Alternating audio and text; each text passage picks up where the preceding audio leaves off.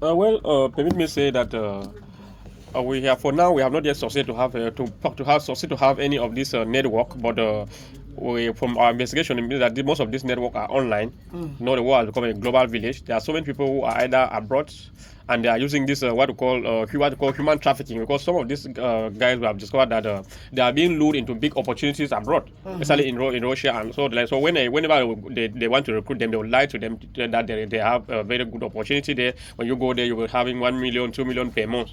And why once some of these guys arrive there, they don't have any other choice. They will take them and in fact, you just give them uniform without any appropriate training, and they are forced to go on the line to go on the front line and start fighting. Reason why you see them dying as flies, because even if there's a trained soldier, if these Cameroonians were well trained, most of them will not even take this adventure. And we realize that some of these victims are actually Cameroonian soldiers who have descended either from the northwest and south region of Cameroon, or some of them are descended from the far north region. Some of them are actually soldiers who are dying there. They are not only civilians. We could have soldiers who have run either because of they were afraid of this other war here, or maybe they thought that they were taking risks here, but they were not being paid or compensated by the risks that they are taking in the northwest and south region of Cameroon, where we equally have a conflict. So they decided to go out in the sake of better opportunity, and at the end they are still dying in foreign land, which is really a very complicated situation. So we have this problem of economic issue of economic reasons, which include all these things, because of the search for opportunity, better living condition, and so on and so forth.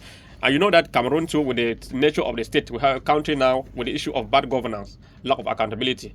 They have made things so complicated in a way that to have to find a job in Cameroon sometimes it becomes very complicated.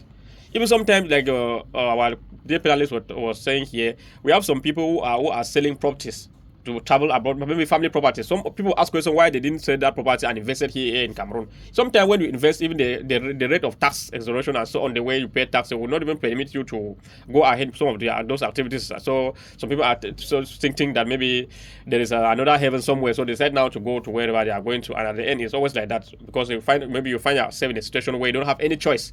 First of all, you don't have your document, you don't have anything. They will tell you that the only option now is to join the soldier, and you're left with no option than to join them.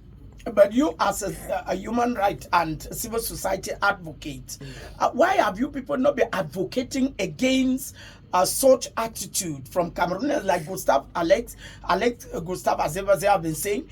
Archbishop Kleda had proclaimed 3 years of a synod and a center only on educating Cameroonians to stay at home and stop dying at sea.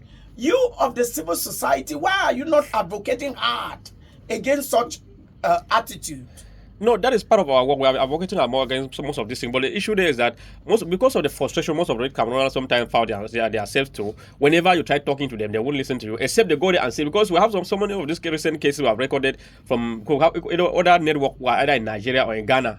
Recently, we saw some Cameroonians who were discovered in Nigeria, so to lure them and some of these things. Sometimes you are being convinced by a family member. Sometimes maybe your own brother will go there, because once you go there, they will take you hostage, take your phone, and when they will ask you to call, and a family member will believe on you. Tell the person that there is a lot of opportunity here.